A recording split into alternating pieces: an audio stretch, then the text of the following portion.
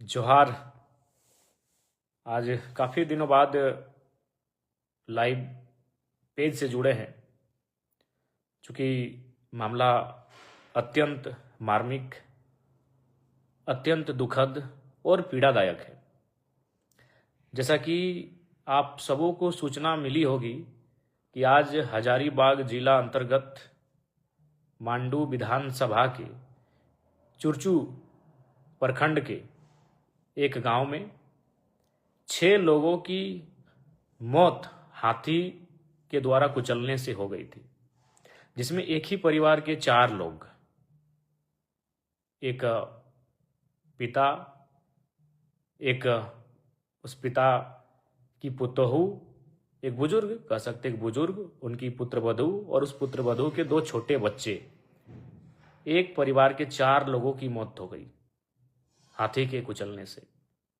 और बगल में 2 लोगों की, यानी एक घटना में 6 लोगों की जानें चली गई हाथियों के उत्पात के कारण, हाथियों के तांडव के कारण। लेकिन प्रश्न ये है कि राज्य सरकार और सिस्टम कर क्या रहा है?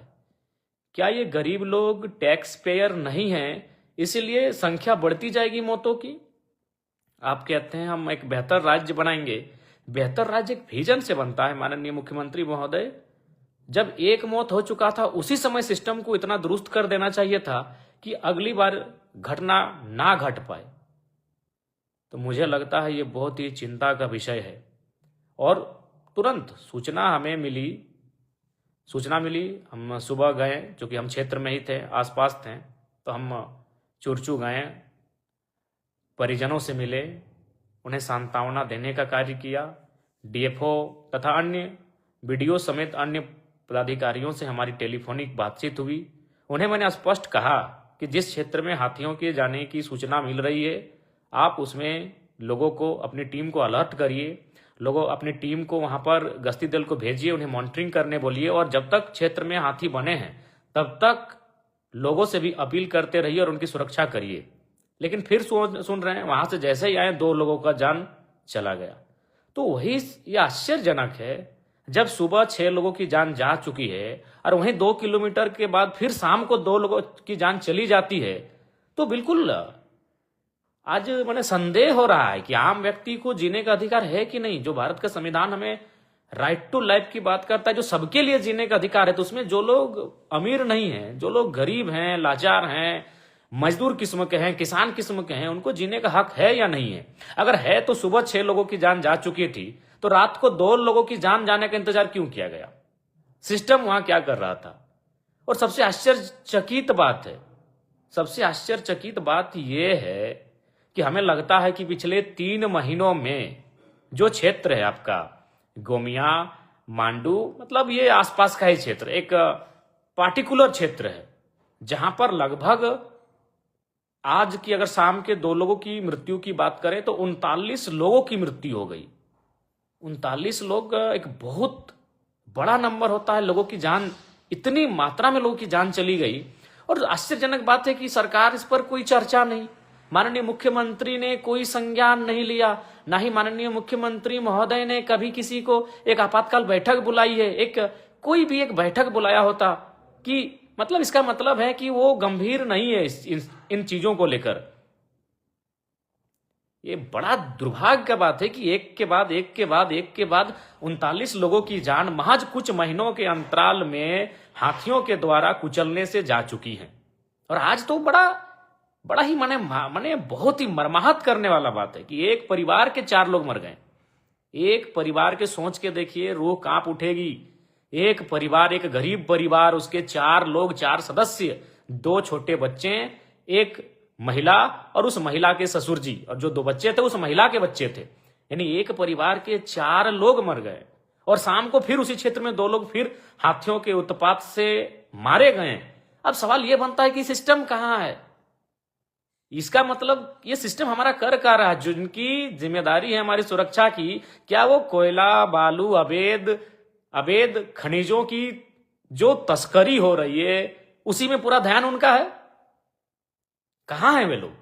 देखिए, एक मौत होती निसंदेह, हम लोग भी अगर एक घटना होती हम लोग भी सोचते ये आपदा है, एक अचानक से एक घटना हुई, सिस्टम इसके लिए तैयार नहीं था, लेकिन एक के बाद 39 लोग मर चुके हैं।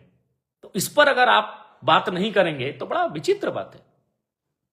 एक अगर घटना घटती तो निसंदेह हम लोग कहते हैं कि भाई चलिए यह आपदा थी और होनी को अचानक हो गई, लेकिन सवाल यह है कि एक के बाद एक 39 लोगों की जान जा चुकी है। आज 8 लोगों की जान गई केवल चुरचू क्षेत्र में। चुरचू जो हजारीबाग जिले का एक छोटा सा ब्लॉक है, उसी क्षेत्र के एरिया में 8 लोगों की जान चली गई हाथी के कुचलने से। आज से ठीक हमें लगता है एक सप्ताह पहले, आज से ठीक एक सप्ताह पहले गोमिया प्रखंड का जो ललपनिया और महुआ टांड का जो क्षेत्र पड़ता है, वहां एक परिवार का 3 और शायद कुल 5 लोगों की जान 1-2 दिन में चली गई थी। यानी महज एक कह सकते हैं एक दिन 5 लोगों की और आज 8 लोगों की जान चली गई। ये बहुत ही पीड़ादायक है, ये बहुत ही कष्टकारी है, ये बहुत ही मर्माहत करने वाली बात है। और उसके बाद भी सरकार मौन है, कोई ठोस चर्चा नहीं, कोई गंभीरता के साथ कोई बैठकें नहीं, कोई उस विषय पे बात नहीं करना चाहता है। तो वही हमें कभी कभी मुझे ये लगता है, निजी तौर पर मुझे ये लगता है कि शायद वे लोग टैक्स पेयर नहीं है। मैं गया था उन गांवों में, अत्यंत निर्धन परिवार के लोग हैं। हमें लगता है कि हाथी उनके घरों को तोड़कर उनके घर घुस गया था, यानी गरीब लोग हैं। और गरीब लोग मर गए, कोई बोलने वाला नहीं। आश्चर्यचकित बात, वहां कोई उस क्षेत्र का जो क्षेत्र है वहां के विधायक सांसद तो नैतिकता भी नहीं समझते कि वहां जाकर कम से कम उन लोगों से मिल लिया जाए। माननीय मुख्यमंत्री कुछ दिन पहले अपने विवाह की सालगिरह के लिए रजरप्पा मंदिर आए थे, और रजरप्पा से ठीक सटा हुआ है आपका गोमिया प्रखंड का वो हिस्सा जहां 5 लोगों की जान, जिसमें एक परिवार के 3 लोगों की जान चली गई थी हाथी के कुचलने से। वहां तक जाने का उन्होंने सामर्थ्य नहीं जुटाया, बड़ा आश्चर्यचकित है। आपको याद होगा एक डीएसपी बाघमारा क्षेत्र में घायल हुए थे, माननीय मुख्यमंत्री महोदय ने उनको टेलीफोन किया था। बहुत अच्छी पहल थी, मैं उनके उस पहल की सराहना करूंगा कि भाई एक पुलिस का पदाधिकारी घायल हुआ था, मुख्यमंत्री ने उन्हें टेलीफोन किया, वीडियो कॉल में उनसे बात किया, उनको हौसला दिया कि चलिए आप हिम्मत मत हारिए। ये बड़ा अच्छा कदम था इस राज्य के मुखिया का, माननीय मुख्यमंत्री का। लेकिन एक गरीब व्यक्ति पर जब यही सब चीजें आती हैं, एक के बाद एक 39 लोग मर गए, तो कोई चर्चा नहीं, कोई विजिट नहीं। सबसे पहला बात तो विभाग को स्वयं मुख्यमंत्री रखे हैं, कोई टीम नहीं उनके दिशा निर्देश से कि मुख्यमंत्री के दिशा निर्देश से ये टीम यहां पर मिलने के लिए आई है। बड़ा आश्चर्यचकित, ये हो क्या रहा है इस राज्य में। इस राज्य के इस ब्यूरोक्रेट्स को इतना तो छूट नहीं मिलना चाहिए था मुख्यमंत्री महोदय।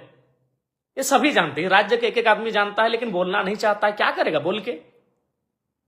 आप जो शिकायत करते हैं कि एनडीए की सरकार जिस प्रकार से लोगों पे बोलने का फ्रीडम ऑफ स्पीच वो प्रतिबंधित कर रही, राज्य में भी सब जानते हैं कि आपके ब्यूरोक्रेट्स, आपके लोग कर क्या रहे हैं, आपके सरकारी महकमे के लोग जिनको जिम्मेदारी मिली वो कर क्या रहे हैं।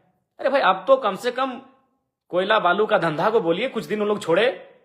जो रात भर वे लोग टॉर्च लगा लगा के जो पार कर रहे हैं, इन सब चीजों को छोड़े। ये सबको जानकारी है कि राज्य में कहां क्या हो रहा है, नहीं हो रहा है। सब लोग मौन बैठे हैं क्योंकि नहीं चाहता है कि हम लफड़े में पड़े।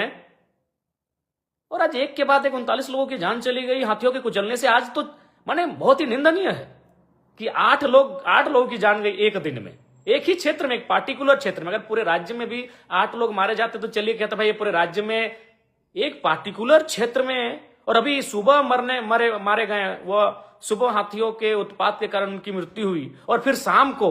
तो अब सवाल यह बनता है आपका सिस्टम क्या कर रहा था, आपका डीएफओ क्या कर रहा था, आपका जिला प्रशासन क्या कर रहा था, आपके पदाधिकारी क्या कर रहे थे। ये बहुत बड़ा सवाल बनता है। एक घटना घटती, कोई भी समझ सकता है कि भाई इसमें सरकार, सिस्टम, विभाग, पदाधिकारी क्या करेंगे। अचानक से घटना घटा, अचानक से उनका हाथियों का आक्रमण हुआ। 3 महीने से आक्रमण हो रहा है, 3 महीने से। गोमिया में एक दिन में 5 लोगों की जान चली गई, जिसमें एक परिवार के 3 लोग थे। तो क्या वो बड़ा हमको तो समझ में नहीं आ रहा है कि ये लोग गरीब का तबके के लोग हैं, इसलिए इसमें किसी को दिलचस्पी नहीं है इनकी जान बचाने को लेकर या पर इस पर चर्चा करने को लेकर। यही तो लग रहा है कि शायद ये टैक्स पेयर नहीं है। आश्चर्यजनक है। और बिल्कुल लोगों का मानना है कि एक टीम है हाथियों का, कोई ऐसा नहीं कि अलग अलग टीम है, एक टीम है हाथियों का, और हाथियों का जो टीम है एक ही को टीम है।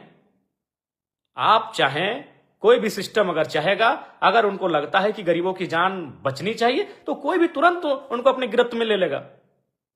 भाई 39 लोगों की जान अगर लगातार एक ही टीम के हाथी लोग ले रहे हैं तो उन हाथियों को भी पागल घोषित कर देना चाहिए सरकार को। जो भी प्रक्रियाएं हैं उनके तहत उन हाथियों को भी पागल घोषित कर देना चाहिए। हम हाथी को बचाने के क्रम में 39 लोगों की जान गंवा चुके हैं, यह कतई बुद्धिमानी नहीं है। लेकिन हमें सबसे बड़ा आश्चर्य यह लग रहा है कि 39 लोगों की मौत के बाद भी राज्य सरकार मौन है, बिल्कुल मौन है। आज हम बात करके आए, हम डीएफओ से स्पष्ट बात किए, हजारीबाग डीएफओ से, कि भाई आप रात भर मॉनिटरिंग करिए, अपनी टीम को भेजिए, जो लोग हैं उन क्षेत्रों में उनको किसी दलान छत में रहने बोलिए। हम भी खुद वहां के नौजवानों को बोल के आए कि लाइट की व्यवस्था, पदाधिकारी को निर्देशित करके आए थे कि यहां लाइट की व्यवस्था करिए, और जो ऊंचे नहीं होता तो सरकारी भवन जैसे विद्यालय हो गया, स्वास्थ्य केंद्र हो गया, आंगनबाड़ी का केंद्र हो गया, वहां ऊपर में रखें। चूंकि अभी कंडीशन ये है, जिन लोगों, चूंकि बहुत सारे लोग नहीं जान रहे हैं, आप जान लीजिए कि घरों के अंदर से हाथी घर को तोड़ के और अपने सूंड से खींचकर बाहर ला रहे और मार रहे हैं। अगर किन्हीं को लगता है कि घर के अंदर है माने सेफ है, नहीं, घर के अंदर वो हाथी क्या कर रहे हैं, तोड़ दे रहे हैं। और हो क्या रहा है, उनके साथ एक छोटा बच्चा भी, एक दो छोटा बच्चा है। बड़ा हाथी चूंकि घर में घुस नहीं पा रहा है तो छोटा बच्चा को भेज रहा है घर घुसने के लिए, और वो छोटा बच्चा सूंड में है, उसको पकड़ के बाहर ला रहा है और मार दिया जा रहा है। ऐसा लग रहा है कि हाथी शायद कोई प्रतिशोध ले रहे हैं लोगों से, ऐसा लग रहा है कि हाथी का झुंड कोई बदला ले रहा है इंसानों से। तो वही आश्चर्यजनक है। इसलिए मैंने स्पष्ट कहा, गोमिया भी मैं गया तो वहां पदाधिकारियों से मैंने बात की, लेकिन मैं स्पष्ट कहना चाहूंगा राज्य के लोगों से, और पदाधिकारियों को भी अगर बुरा लगे, क्या लगे, नहीं अलग बात है, आप लोग किस एंगल से लेते हैं नहीं लगे, लेकिन इस बात को मानना होगा, जो लोग ईमानदार हैं भैया उनको नमस्कार है, लेकिन इस राज्य के मैक्सिमम पदाधिकारी अपनी आय से अधिक करने में जुटे हुए हैं। जो सरकारी तनख्वाह मिलता है उससे वो संतुष्ट नहीं है, और वो दिन रात फिराक में रहते हैं कि कहां गाड़ी, कहां बालू, कहां कोयला, कहां पत्थर, सब अवैध कमाई से नोट छापने में लगे हैं। उसी का प्रमाण है कि आज एक एक करके 39 लोगों की जान जा चुकी है महज कुछ महीनों में।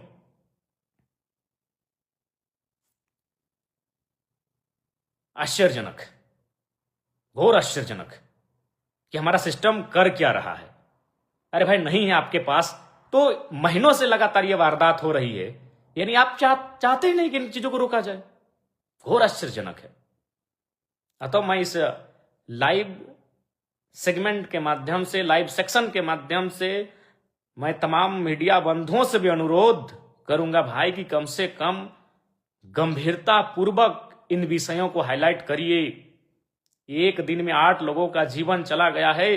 चूंकि यहां कार्यपालिका बेबस है, उदासीन है, विधायिका भी एकदम उदासीन हो गई है। मैं पत्रकारिता के अंग से कहना चाहूंगा, इन समस्याओं को बेहतर तरीके से हाईलाइट करिए, इन मुद्दों पर सरकार को घेरिए, सरकार से जवाब करिए, सरकार से सवाल करिए, उनसे जवाब मांगिए। नहीं तो आज 39 है, ये 49 होने में समय नहीं लगेगा और हमें बस केवल अफसोस होगा। हम केवल सांत्वना प्रकट करेंगे, हम केवल शोक और ढांढस बंधाने का काम करेंगे, जबकि हम चाहें तो उन मौतों को रोक सकते हैं।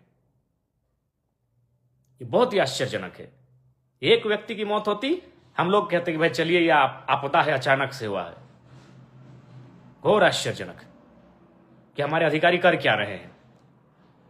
अगर नहीं तो अब सरकार से मदद मांगिए, सरकार से कहिए कि हमें अन्य राज्यों से सहयोग मांगिए। राज्य सरकार का कर्तव्य बनता है कि अन्य राज्यों से वो सहयोग लें इन विषयों के समाधान के लिए, निराकरण करने के लिए। आश्चर्यजनक है मुख्यमंत्री राजरप्पा आए, वहां से सामने नहीं आ पाए। अतः मैं माननीय मुख्यमंत्री महोदय से आग्रह करूंगा, माननीय मुख्यमंत्री महोदय नींद को तोड़िए, अगर आप सोए हैं तो नींद को तोड़िए महोदय, आपसे आग्रह होगा। और हाथी जो इस राज्य में उत्पात मचा रहे हैं, लगातार उत्पात मचा रहे हैं हाथी, संज्ञान लीजिए, एक आपातकालीन बैठक बुलाइए, सभी पदाधिकारियों को, संबंधित पदाधिकारियों को बुलाइए और एक रूपरेखा तैयार करने के बाद उन्हें निर्देशित करिए कि मौतों के तांडव को रोक लिया जाए, मौतों के तांडव को रोक लिया जाए। यह बहुत ही दुर्भाग्य की बात है। और साथ ही मैं सभी मृतकों को श्रद्धांजलि अर्पित करूंगा, उनके परिवार को साहस मिले, मैं ये प्रार्थना करता हूं।